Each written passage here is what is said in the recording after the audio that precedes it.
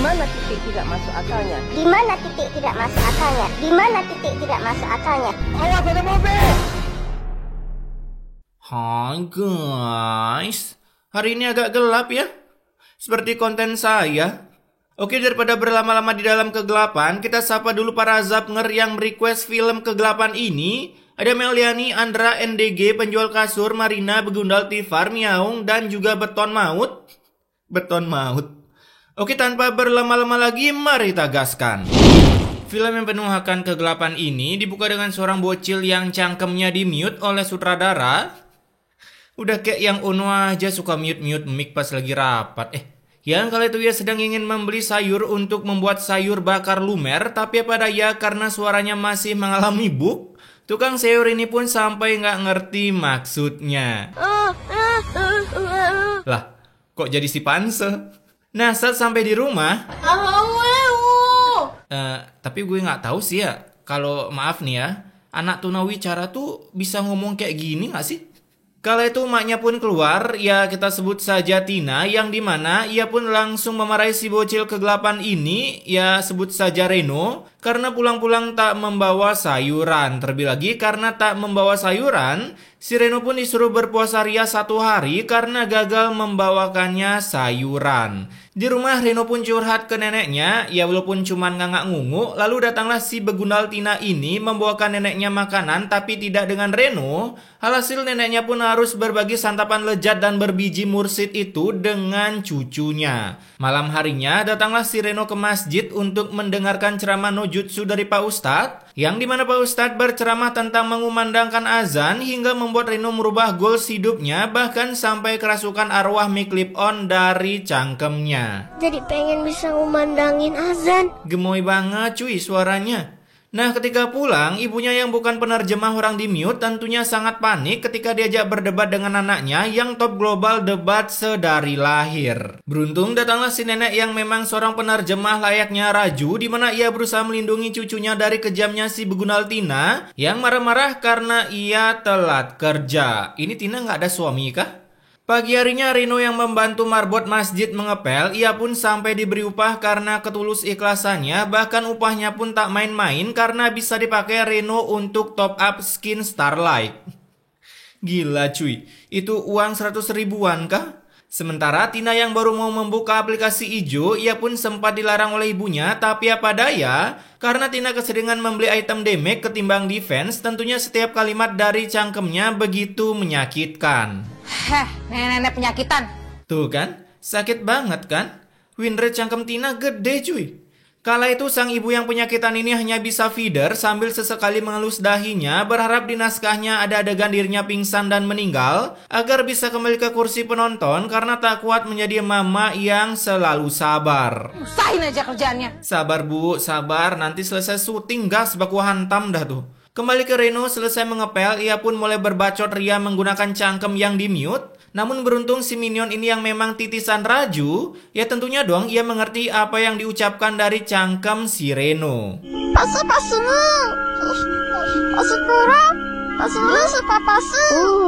Maksudnya kamu mau minta diajarin azan? Wih, kalah Google Translate. Jagoan bapak ini loh. Mohon pihak Google tolong rekrut bapak ini untuk penerjemah suara Opet. Nah, di perjalanan pulang, Reno pun kembali flashback tentang kata-kata ibunya dan juga bapaknya sebelum meninggal. Buset dah. Pantesan aja suaranya hilang. Minum es sebanyak itu, seret-seret hilang tuh suara. Karena ibu yang sekarang itu adalah ibu pengganti Renji yang dulu sudah meninggal. Oh, Tina ibu sambungnya toh. Pantesan aja barbar bener cangkemnya. Ketemu di klub malam pasti ini bapaknya. Di hari itu juga Tina pun harus dipecat karena terlambat bekerja, dan di saat-saat kesal seperti ini nambah lagi damage kekesalannya karena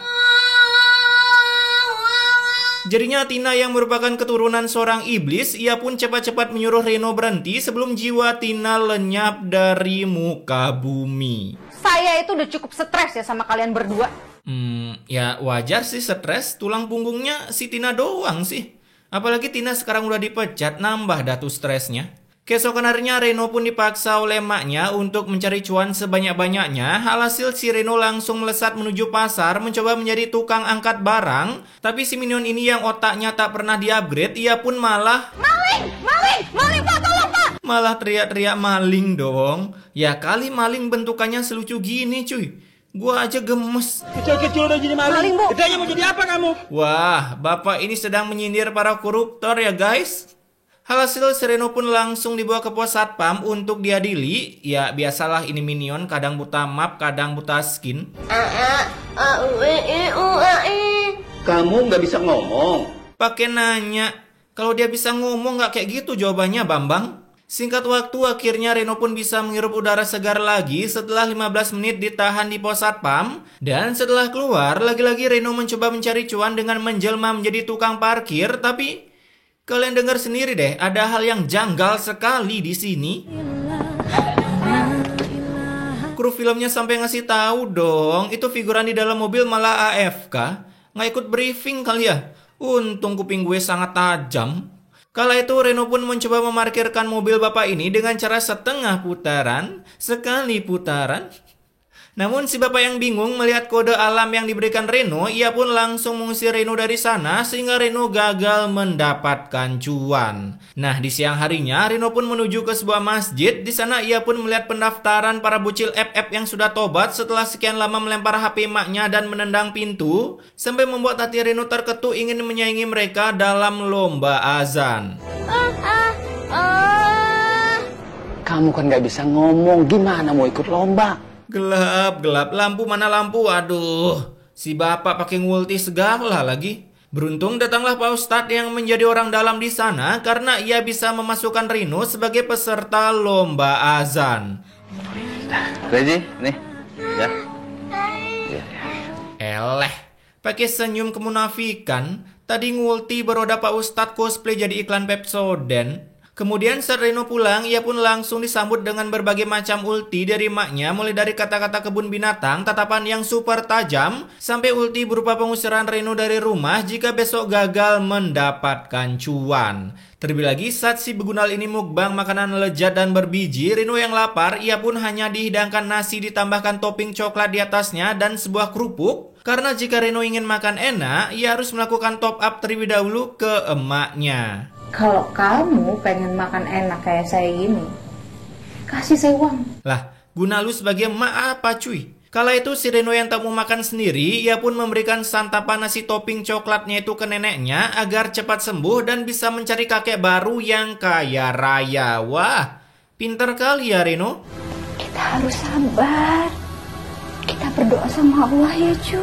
Enggak. Ini udah di luar batas manusia normal sih tingkat kesabarannya. Manusia mana yang bisa sesabar ini cuy? Kalau aslinya walaupun mak lagi sakit tetap aku hantam kalau lihat menantu kayak gitu. Keesokan harinya mulailah para bocil FF ini menunjukkan bakat terpendamnya selain mengamuk meminta diamond. Dan ketika giliran Reno, aduh, gelap. Raja ngapain sih ikut-ikutan lomba? Kayak bisa ngomong aja. Tuh kan, jiwa toksik masih melekat, pengrosting handal sejak dini. Lalu saat Reno disuruh mulai oleh Pak Ustadz,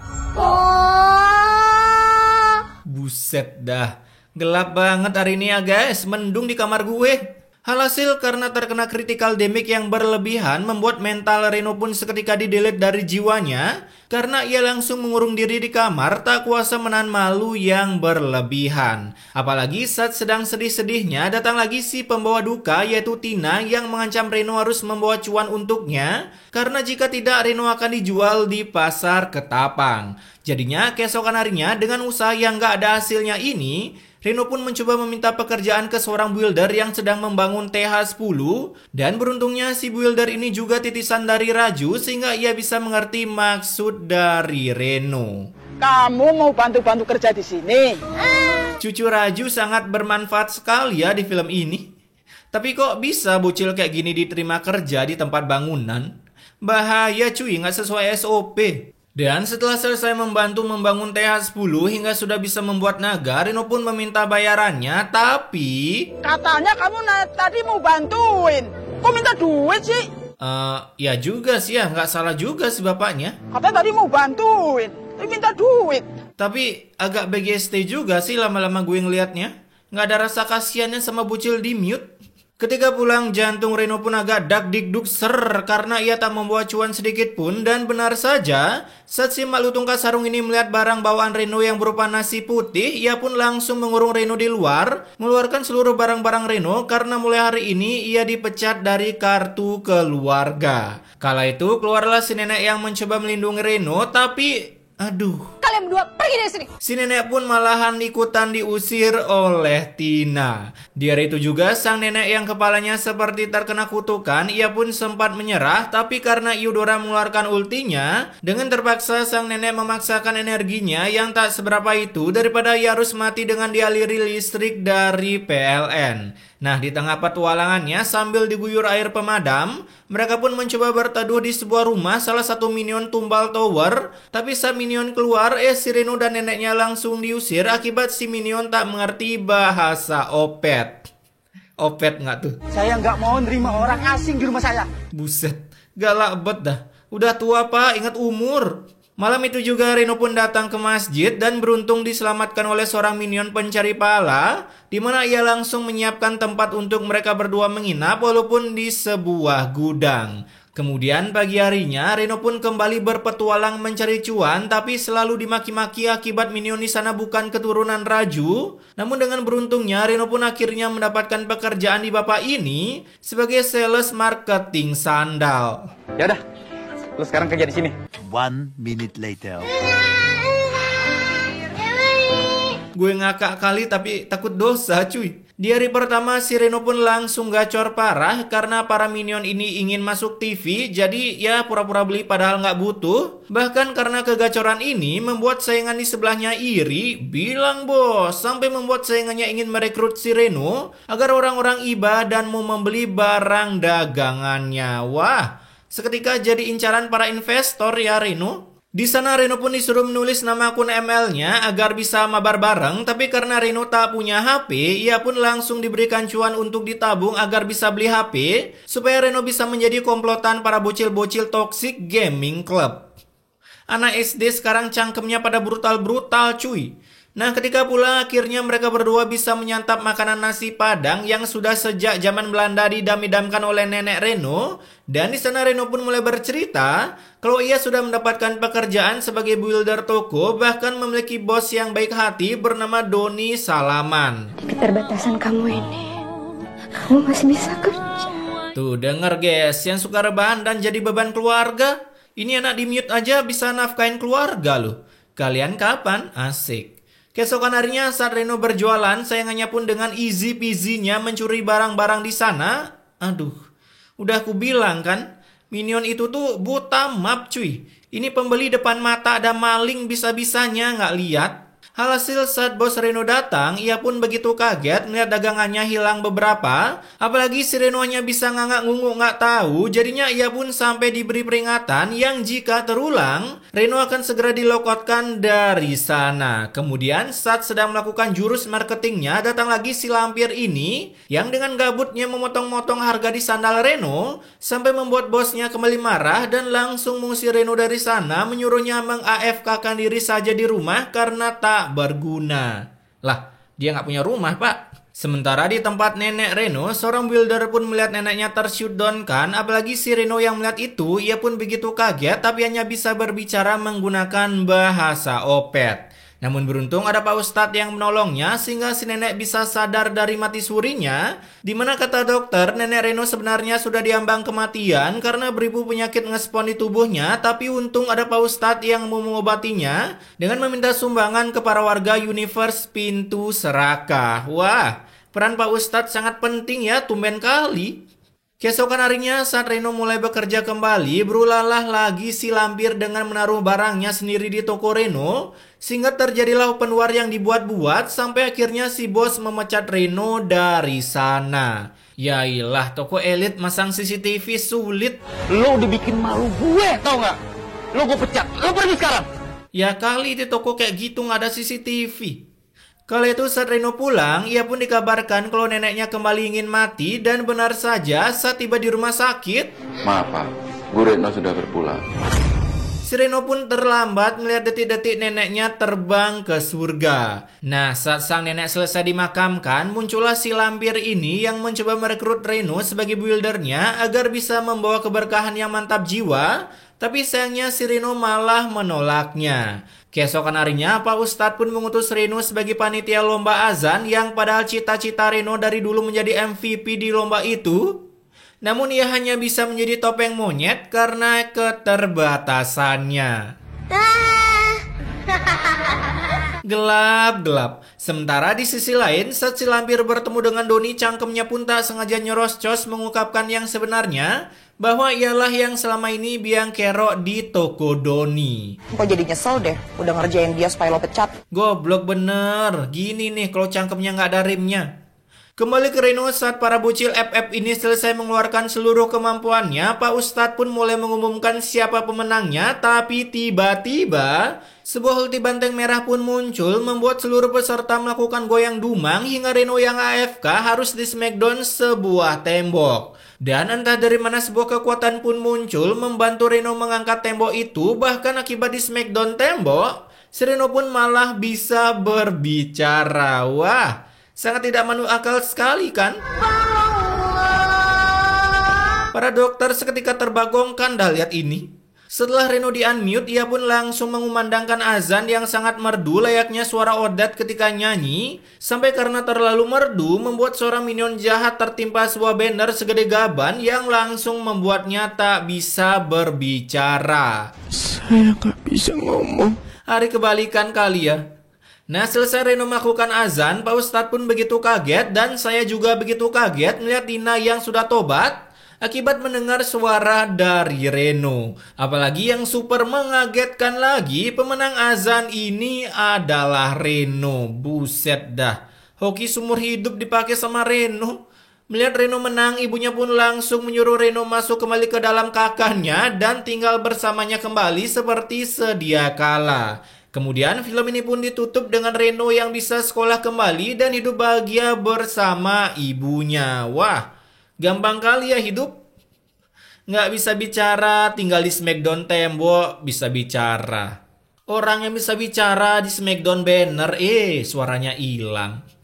Oke, pesan yang tak kita bisa pahami di film ini, ternyata tembok merupakan sebuah terobosan baru yang bisa mengobati orang bisu tanpa perlu ditangani oleh dokter. Jadi jika kalian kebanyakan minum es seperti Reno sampai suara kalian di-delete dari kehidupan, dekatkanlah diri kalian dengan tembok ketika gempa karena itu adalah satu-satunya cara untuk menghilangkan kutukan Opet. Tapi intinya, stay what guys.